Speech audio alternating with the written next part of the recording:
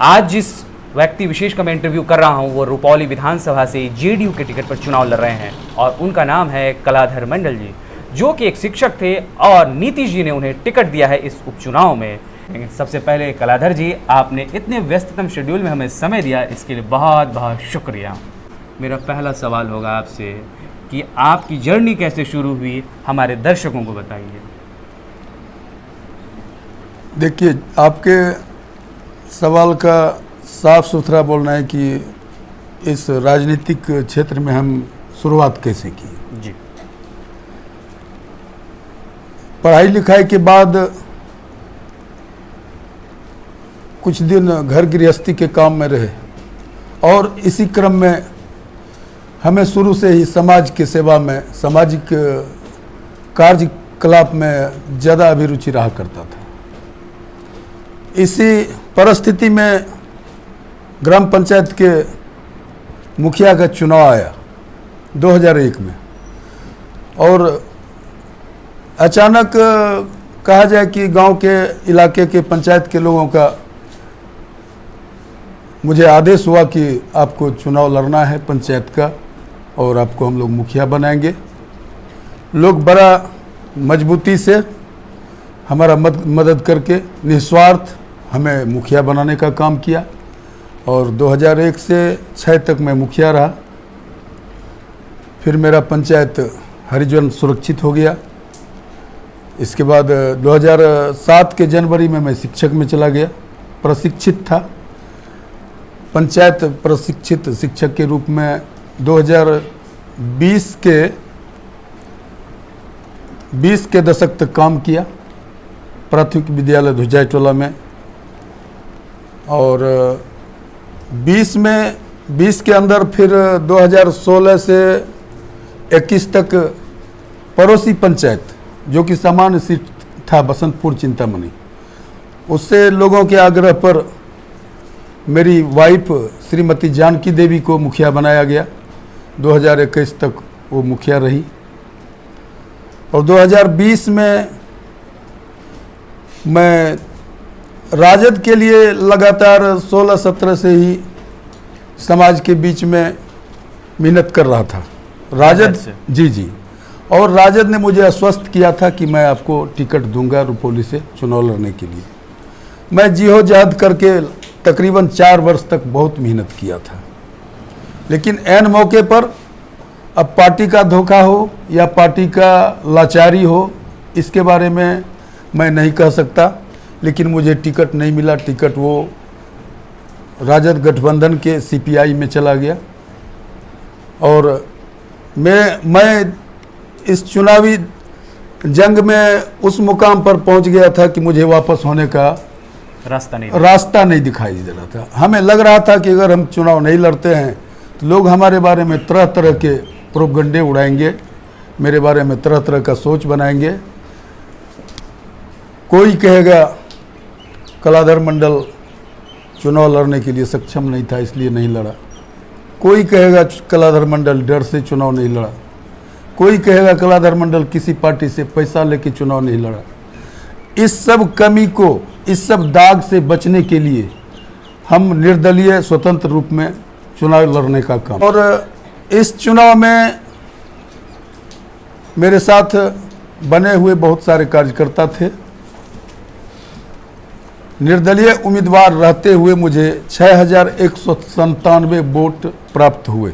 6000 vote मिले जी, 6197। क्या ये गंगोत्री जाति के वोट थे जी, या फिर जी नहीं, सभी लोगों के मत थे? ये हमारे, देखिए आपने बड़ा अच्छा प्रश्न किया। मेरे साथ शुरू से ही मेरा स्वभाव रहा है, मेरा संस्कार रहा है, या कहिए कि माँ बाप का ही देन है कि हमें जात पात से ऊपर उठकर रहने का, चलने का स्वभाव रहा है। हमारे साथ सभी जाति के लोग हैं। अभी जैसे कहा जाता है MY समीकरण राजद के लिए है, लेकिन नहीं, MY के लोग भी मेरे साथ चलते हैं। MY के लोग भी हमें उस बार भी वोट दिए थे जो 2020 में भी, और मैं दावे के साथ अभी भी कहता हूं कि MY के लोग भी अभी भी मुझे वोट करेंगे। तो मैं इस बात से कहीं ऊपर उठकर रहा हूँ और रहूँगा। 90 का चुनाव देखा था रुपौली में, हाँ, क्या बदलाव, ऐसी परिस्थितियां क्यों बनी कि लगातार 25 साल से एक विधायक बनी हुई है और दो तबके लड़ रहे हैं, मैं नाम नहीं लूँगा लेकिन टू एंड फ्रू होता है चुनाव में, तो उस बीच अपने आप को आप कहाँ पाते हैं? देखिए, यह 24-25 वर्ष का जो विधानसभा का परिवेश रहा, इसके बारे में अगर सच्चाई जानना चाहें तो मैं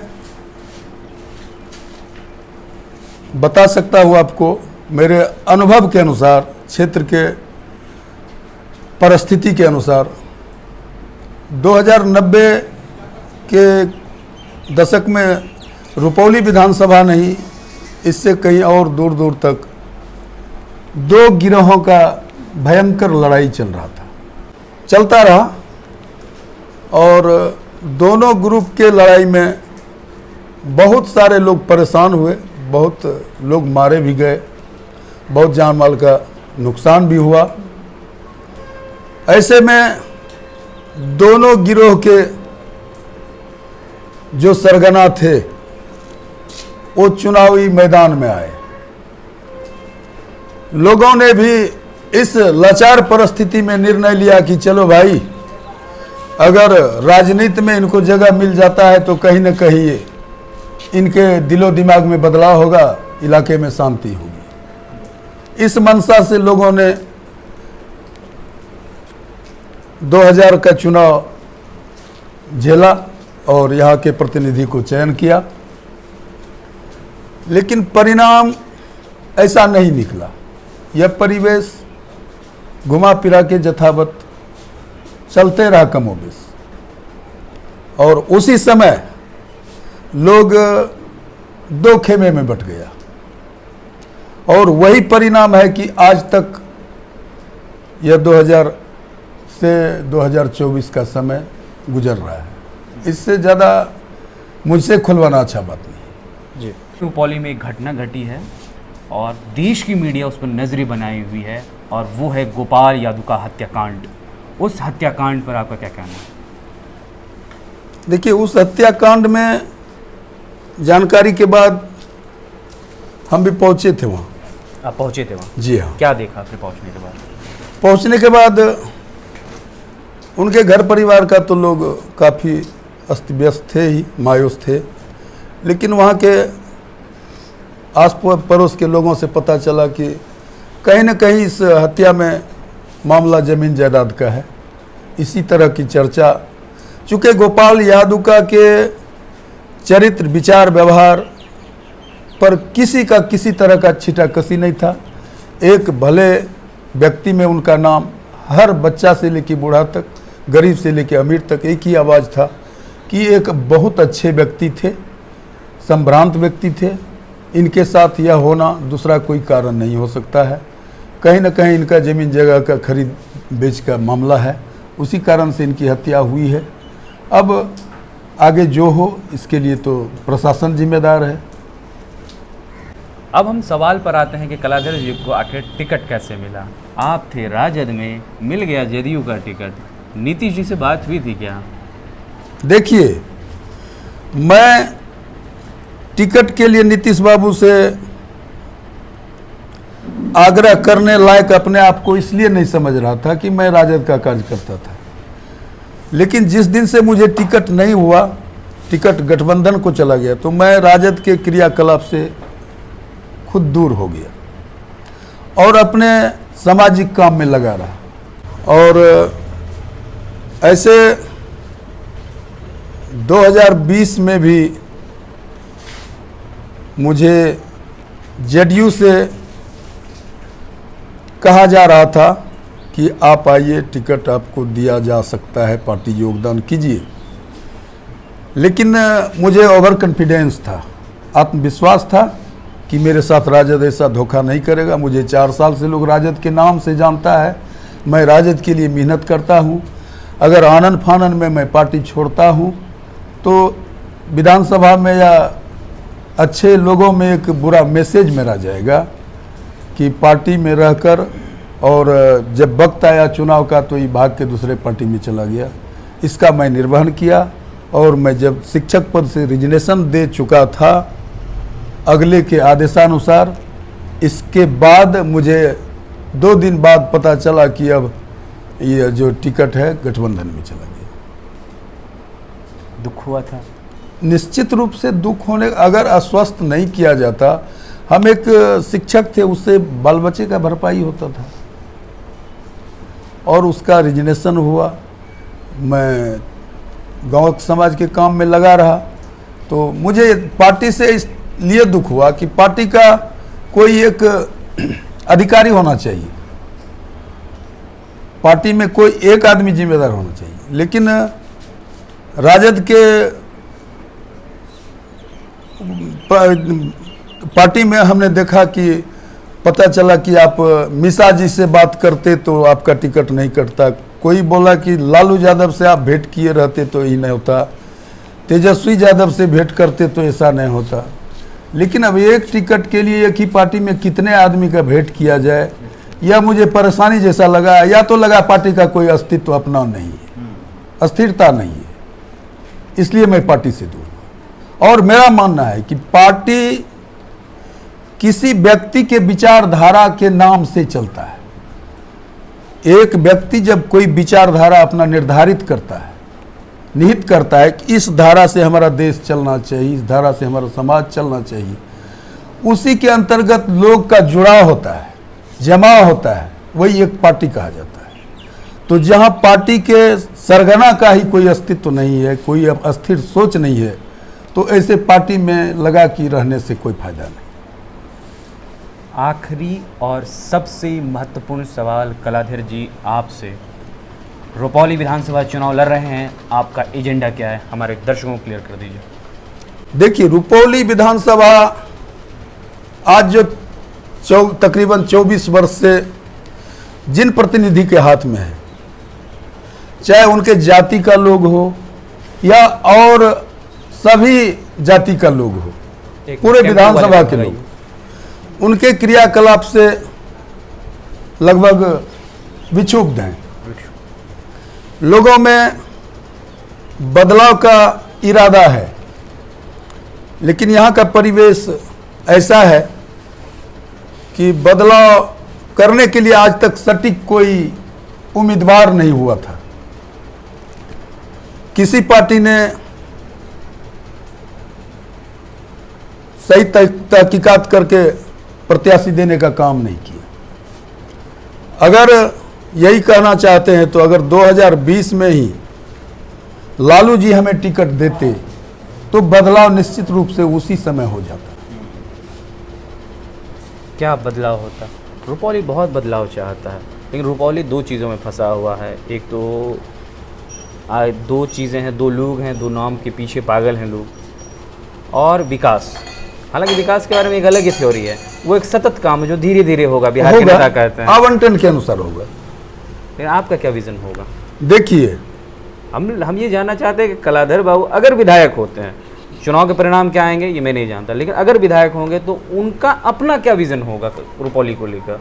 देखिए, मेरा अपना सोच है कि अगर मुझे जनता की आशीर्वाद मिल जाए, मैं उस पद पर आसीन हो जाऊं, सबसे पहले तो मैं जात पात की खाई को पाटने का काम करूंगा, सबके बीच में बना रहूंगा। ये जादू होगा कैसे? उसके लिए कोई दवाई और सुई का जरूरत नहीं है। दवाई और सुई की जरूरत नहीं है, वो सब मेरे अंदर है। मेरा व्यवहार होगा, मेरा विचार होगा, मैं सबको सम्मान देने का काम करूंगा, मैं सबके सुख दुख में खड़ा रहने का हर संभव प्रयास करूंगा अपने दम पर। दूसरा कोई दवाई नहीं चाहिए। मैं विधायक बनूं और मैं सोचूं कि गंगोता ही मेरा जात है, वो मेरा जात नहीं है, वो मेरा अपना नहीं है, तो फिर खाई बना रहेगा।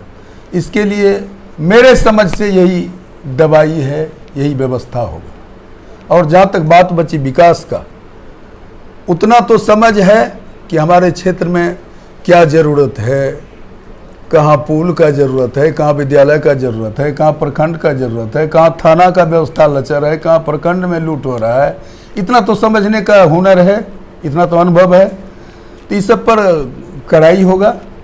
और आपने रुपौली में क्राइम का भी चर्चा किया, तो वो सब प्रशासनिक व्यवस्था कमजोरी के कारण होता है, उस पर भी निगाह रहेगा।